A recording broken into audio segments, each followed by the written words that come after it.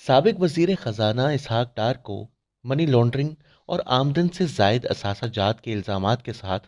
بہت بے آبرو کر کے ان کے عہدے سے ہٹایا گیا تھا۔ ان مقدمات کے دوران ہی اکتوبر 2017 میں وہ علاج کی غرض سے لندن تشریف لے گئے تھے، اور پھر چند روز بعد اس وقت کے وزیر اعظم شاہد خاقان عباسی نے انہیں لمبی رخصت کی اجازت دے دی تھی۔ تاہم تحریک انصاف حکومت معیشت کو سنبھالنے میں مکمل طور پر ناکام رہی ہے، اور اب ایک بار پھر کچھ لوگوں کو اسحاق ڈار کی یاد بہت شدت سے ستانے لگی ہے۔ نیا دور کے ذرائع نے تصدیق کی ہے کہ ایک انتہائی اہم شخصیت کی جانب سے اسحاق ڈار کو یہ پیغام بھجوایا گیا تھا کہ وہ بجٹ برائے مالی سال 2020 تا 21 کے لیے حکومت کی مدد کرتے ہیں۔ اطلاعات کے مطابق وزیر اعظم عمران خان اسحاق ڈار کو کی گئی اس پیشکش پر خوش نہیں،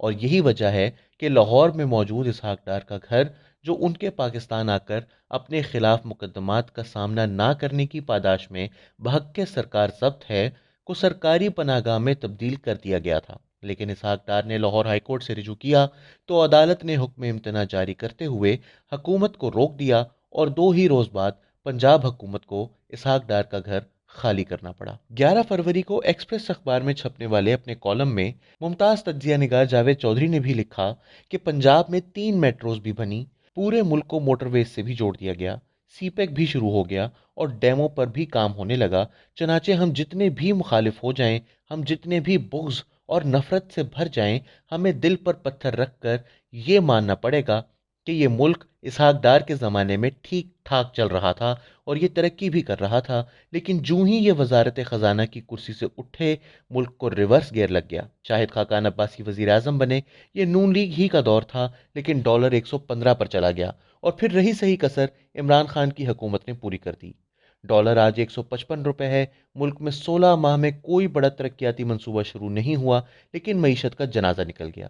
وہ لکھتے ہیں کہ مہنگائی 15% تک پہنچ گئی، آٹا اور چینی غائب ہے، خوراک کی اشیاء 78% تک مہنگی ہو چکی ہیں۔ جاوید چودھری کا کہنا تھا کہ اسحاق ڈار حکومت سے الگ ہونے کے بعد سے ویلن سے ہیرو میں تبدیل ہوتے جا رہے ہیں۔ تاہم ذرائع کے مطابق اسحاق ڈار کو یہ پیغام دیا گیا تھا کہ وہ معیشت کو سنبھالنے میں ملک کی مدد کریں، لیکن اسحاق ڈار نے یہ کہہ کر معذرت کر لی ہے کہ حالات اس قدر دگرگوں ہیں کہ انہیں ٹھیک کرنے میں کئی سال لگ جائیں گے، اور وہ اس وقت تک اس کام میں ہاتھ نہیں ڈالیں گے جب تک انہیں مکمل یقین ہو کہ انہیں ان کی مرضی کے مطابق کام کرنے دیا جائے گا۔ اسحاق ڈار کے انکار کے بعد اب سابق وزیر اعظم نواز شریف ہی کے ایک اور قریبی ساتھی کو پیغام بھجوایا گیا ہے کہ وہ حکومت کی اس سلسلے میں مدد کریں، اور اس کے لیے انہیں ان کے سابقہ عہدے خصوصی مشیر برائے خزانہ کی پیشکش بھی کی گئی ہے، اور ایف بی آر چیئرمین کے عہدے کی بھی۔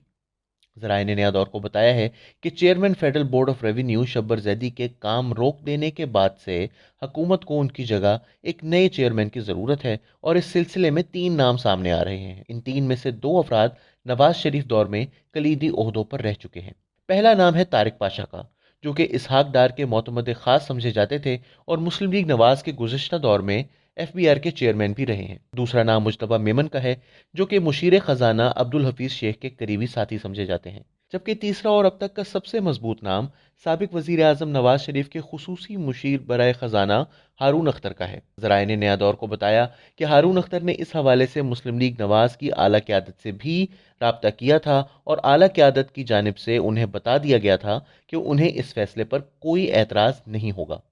تاہم ہارون اختر کے قریبی ذرائع کا کہنا ہے کہ انہوں نے جب اس سلسلے میں اپنے بھائی ہمایوں اختر خان اور دیگر قریبی ساتھیوں سے مشورہ کیا تو انہیں سب نے یہی مشورہ دیا کہ وہ یہ قدم اٹھانے سے پہلے اچھی طرح سوچ لیں، کیونکہ معیشت کو سنبھالا دینا اس وقت انتہائی مشکل ہے، اور اگر ایک بار ان پر ناکامی کا ٹھپا لگ گیا تو وہ آئندہ مسلم لیگ نواز کی حکومت میں بھی کسی اہم عہدے کے لیے اہل نہیں رہیں گے۔ نیا دور کی اطلاعات کے مطابق اس موقع پر ہمایوں اختر نے بھی ہارون اختر کو یہی مشورہ دیا کہ وہ اس وقت حکومت سے دور رہیں، کیونکہ فی الحال ہمایوں اختر خود تحریک انصاف کے ساتھ ہیں، اور اگر ہارون اختر بھی اس وقت معاشی بہتری لانے میں ناکام ہو جاتے ہیں تو اگلی حکومت میں دونوں ہی بھائی اقتدار کے ایوانوں سے باہر ہو جائیں گے۔